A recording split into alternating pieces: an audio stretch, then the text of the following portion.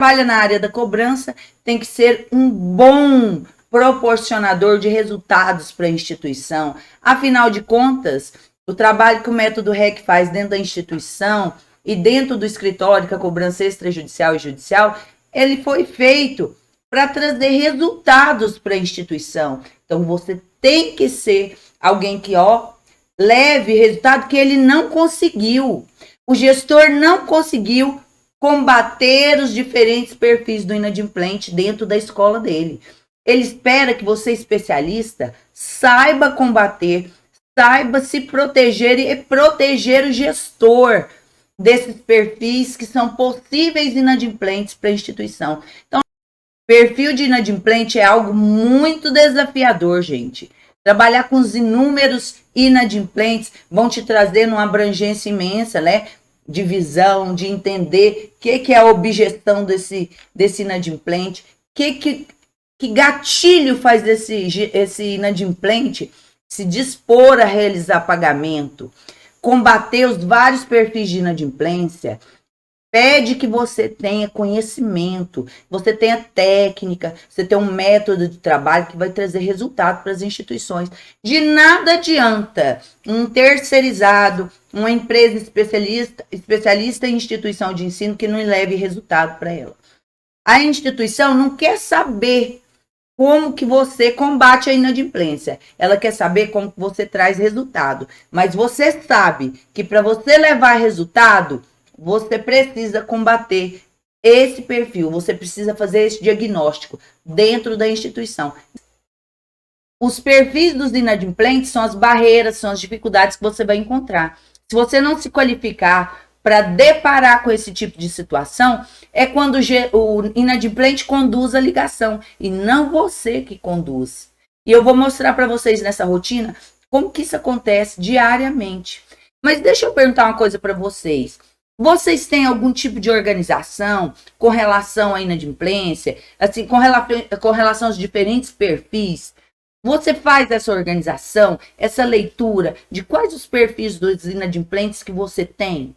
Porque se você não tiver, você precisa começar. Não é possível levantar perfis como se isso fosse algo engessado, porque as pessoas mudam o tempo inteiro. As pessoas têm outros motivos que vão gerando inadimplência, a própria realidade cultural vão gerando novas formas de inadimplência, novas formas de perfis. O processo de combater a inadimplência começa no processo de matrícula.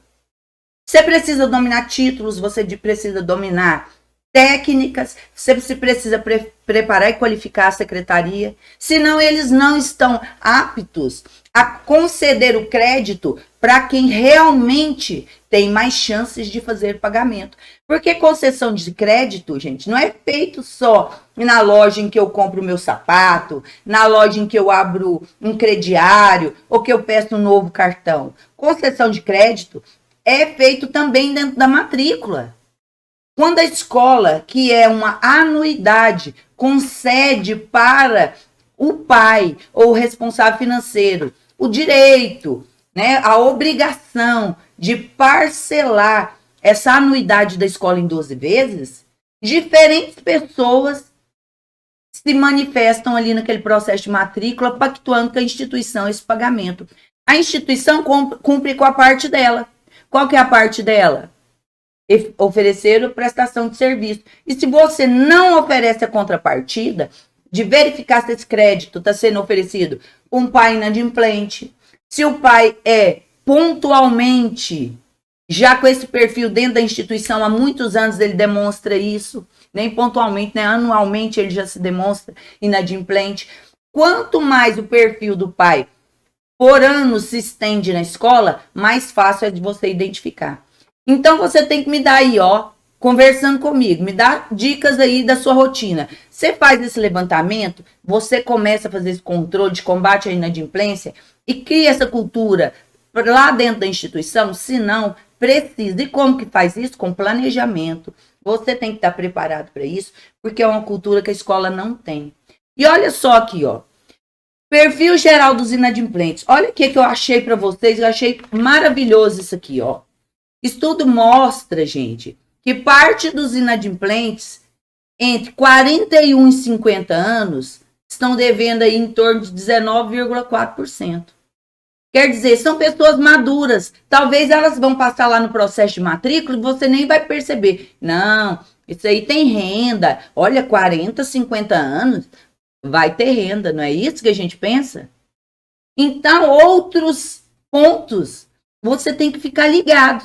E eu vou mostrar aqui para vocês os aspectos ligados à postura de quem atende e que podem resultar em inadimplência dentro da instituição.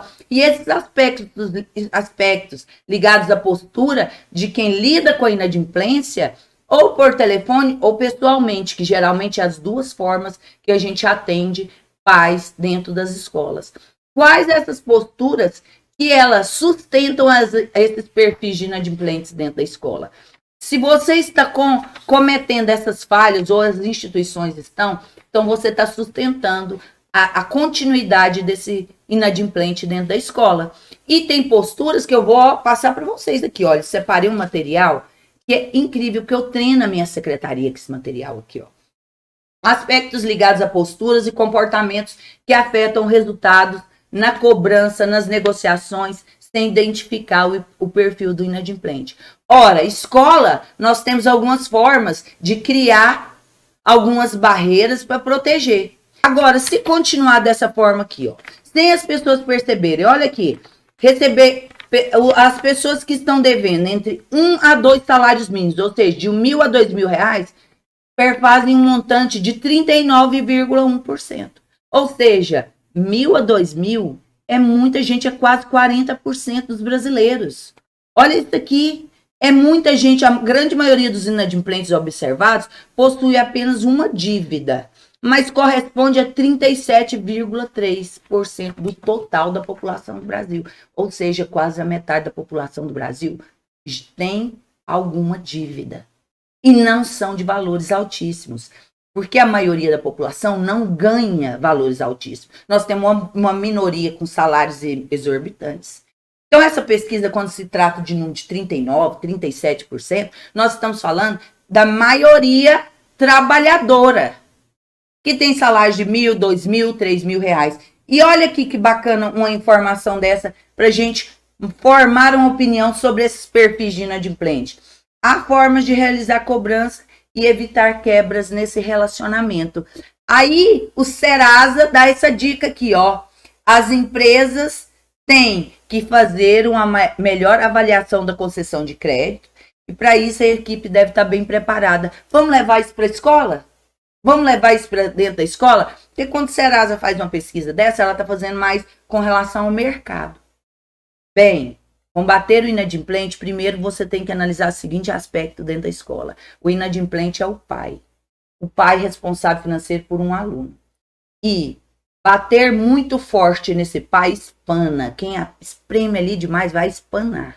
E a escola tem medo de perder aluno. Então, nem toda a regra do mercado funciona para a escola. Vocês têm que criar regras específicas para a instituição.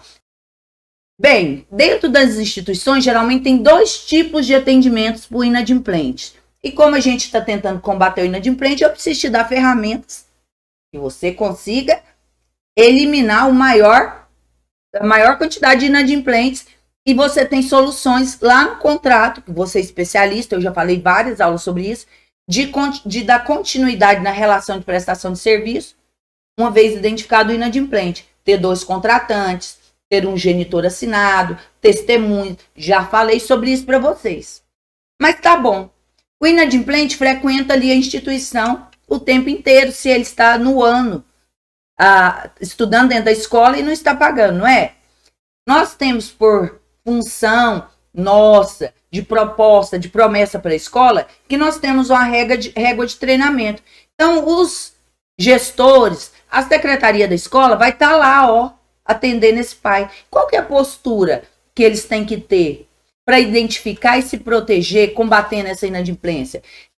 Se for pessoalmente, tem alguns perfis próprios, lembrando que perfis próprios não significa que tudo que eu estou dizendo vai se encaixar naquele momento.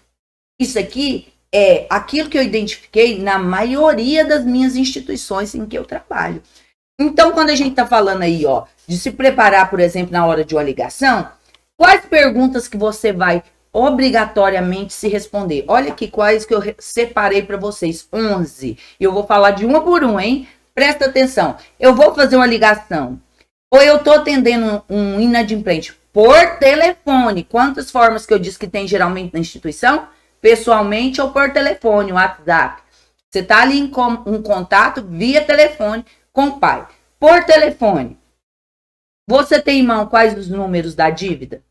Aspecto 1.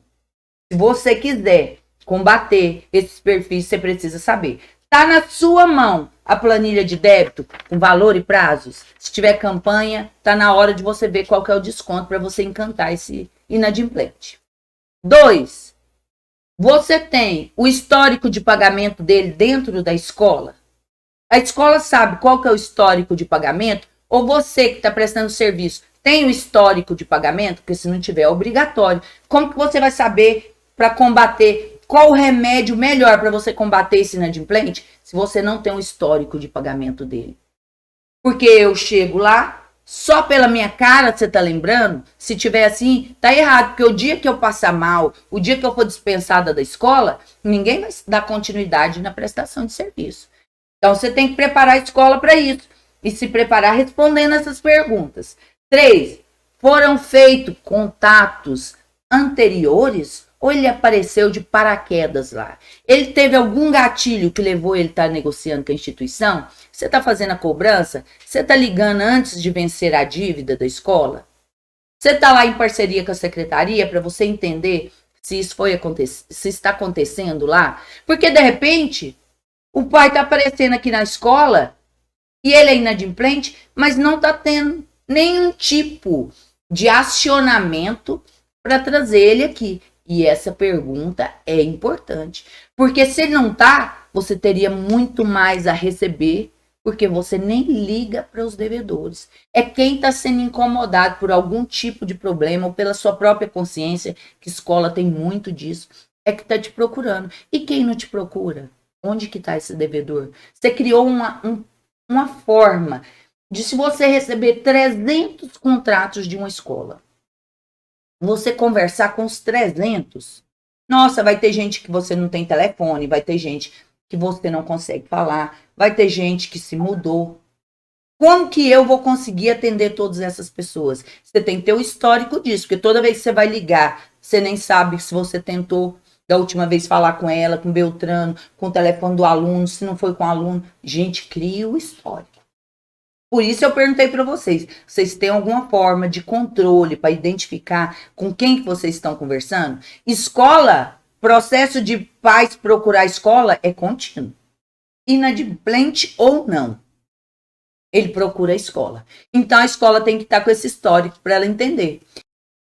Bem, com quem que eu tenho que falar? O inadimplente, quando ele chega na escola, com quem que ele tem que falar? É com o gestor bonzinho? Concede juros, multas e desconto alimentando a inadimplência dele?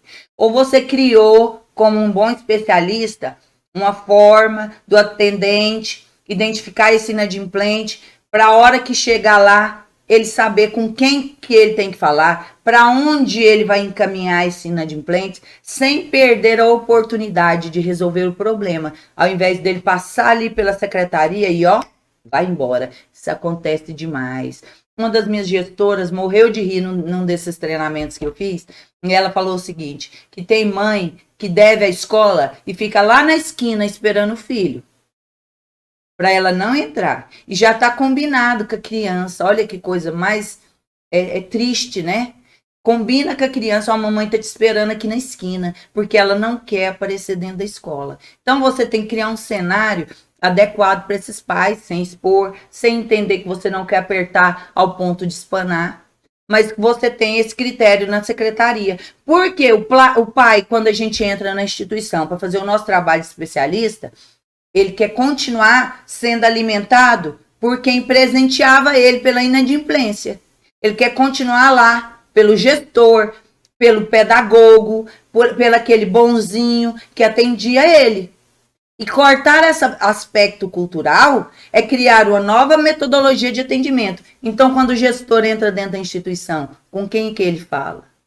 Como que você vai identificar isso quando você está lá na instituição para você mudar esse roteiro, criar uma nova perspectiva de atendimento e não continuar alimentando a inadimplência desses pais, ok? Qual que é a estratégia de argumentação quando o pai não quer falar sobre o assunto? Você já preparou a dona Luizinha? Você tem que estar preparado para aquilo que o inadimplente tem a alegar. Ai, perdi o emprego. Isso vai bater na instituição por milhares de devedores. Perdi o emprego.